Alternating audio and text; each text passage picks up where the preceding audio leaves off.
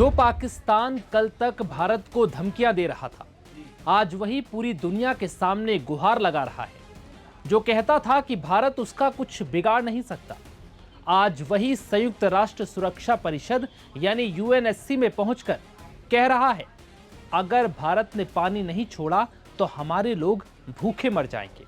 आखिर ऐसा क्या हुआ? पाकिस्तान की पूरी हेकड़ी कुछ ही महीनों में निकल गई। क्या भारत ने सिंधु जल संधि पर ऐसा दांव चल दिया जिसने इस्लामाबाद की नींद उड़ा दी? क्या पहली बार पानी पाकिस्तान की सबसे बड़ी कमजोरी बन गया है? नमस्कार, मैं हूं विवेक पाल और नव भारत टाइम्स की इस रिपोर्ट में आपको बताएंगे कि कैसे भारत के सबसे सख्त रुख के बाद पाकिस्तान दुनिया भर में गुहार लगाने को मजबूर हो गया। यूएनएससी में उसने क्या क्या कहा, भारत ने कैसे एक एक आरोप का जवाब दिया और आखिर इस पूरे विवाद का आगे क्या असर हो सकता है। वीडियो में अंत तक जरूर देखिए, क्योंकि आखिरी हिस्सा पाकिस्तान के लिए जोरदार झटका है। आपको पता चलेगा कि क्या अब सिंधु जल संधि का पुराना दौर हमेशा के लिए खत्म हो चुका है और क्या पाकिस्तान अब बूंद बूंद को तरसेगा। भारत और पाकिस्तान के बीच दशकों पुरानी सिंधु जल संधि एक बार फिर अंतर्राष्ट्रीय बहस का मुद्दा बन चुकी है, लेकिन इस बार कहानी बिल्कुल अलग है।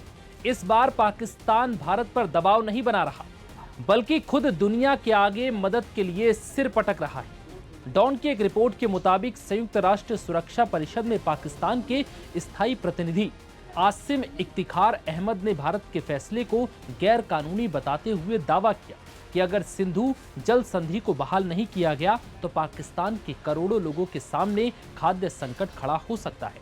उन्होंने कहा कि साझा जल संसाधनों को राजनीतिक दबाव या हथियार के तौर पर इस्तेमाल नहीं किया जाना चाहिए।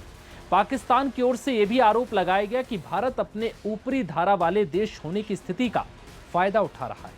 प्रतिनिधि ने कहा कि सिंधु जल संधि में इसे निलंबित करने का कोई प्रावधान नहीं है और भारत का कदम अंतर्राष्ट्रीय कानून के खिलाफ है। इतना ही नहीं, पाकिस्तान के फर्स्ट सेक्रेटरी अंसार शाह ने भी यूनाइटेड नेशन के मंच से आरोप लगाए कि भारत ने तथ्यों को तोड़ मरोड़ कर पेश किया और पानी को हथियार बनाकर पाकिस्तान की बड़ी आबादी को भूखा मारने की कोशिश कर रहा है।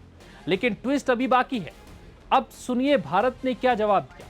संयुक्त राष्ट्र में भारत के स्थायी प्रतिनिधि परवर्त नैनी हरीश ने बेहद स्पष्ट शब्दों में कहा, भारत का रुख बिल्कुल साफ है। उन्होंने कहा कि सिंधु जल संधि आपसी भरोसे और सद्भावना पर आधारित थी, लेकिन जब पाकिस्तान लगातार सीमा पार आतंकवाद को सरकारी नीति की तरह इस्तेमाल कर रहा है, तब उस भरोसे की बुनियाद ही खत्म हो चुकी है। भारत ने यह भी कहा कि पाकिस्तान अंतर्राष्ट्रीय मंचों पर झूठ फैलाकर खुद को पीड़ित दिखाने की कोशिश कर रहा है, जबकि असली समस्या उसकी आतंकवाद को लेकर नीतियां हैं। यहीं से इस पूरे विवाद का सबसे बड़ा राजनीतिक संदेश निकलकर सामने आता है। भारत ने साफ संकेत दिया कि आतंकवाद और सामान्य द्विपक्षीय सहयोग साथ साथ नहीं चल सकते। यानी अगर पाकिस्तान ये उम्मीद कर रहा है कि एक तरफ आतंकवाद जारी रहेगा और दूसरी तरफ पुराने समझौते बिना किसी बदलाव के चलते रहेंगे, तो अब नई दिल्ली इस सोच को स्वीकार करने के मूड में नहीं है। अब सवाल यह भी है कि पाकिस्तान आखिर इतना परेशान क्यों दिख रहा है। इसकी वजह है सिंधु नदी प्रणाली पाकिस्तान की कृषि और जल आपूर्ति के लिए बेहद महत्वपूर्ण मानी जाती है। पाकिस्तान की खेती का बड़ा हिस्सा इसी जल प्रणाली पर निर्भर है। ऐसे में भारत के सख्त रुख ने इस्लामाबाद की चिंता बढ़ा दी है।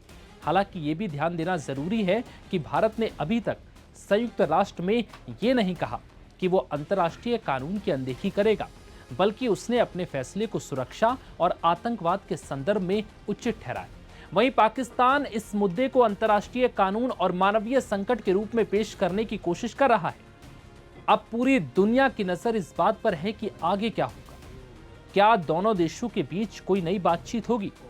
क्या अंतर्राष्ट्रीय संस्थाएं इस विवाद में सक्रिय भूमिका निभाएंगी या फिर भारत अपने मौजूदा रुख पर कायम रहेगा? ये आने वाला समय तय करेगा। लेकिन इतना जरूर है कि सिंधु जल संधि, जो कभी भारत पाकिस्तान सहयोग की मिसाल मानी जाती थी, अब दोनों देशों के बीच सबसे बड़े राजनीतिक और कूटनीतिक विवादों में बदल चुकी है। अब चलते चलते कुछ सवाल नव भारत टाइम्स के आप तमाम दर्शकों से। आपको क्या लगता है, क्या आतंकवाद और जल समझौतों को अलग अलग मुद्दा माना जाना चाहिए, या फिर भारत का ये रुख उचित और बिल्कुल सही है कि जो बार बार हमारी पीठ में खंजर घोंपे उसे सबक सिखाना अन्याय नहीं है?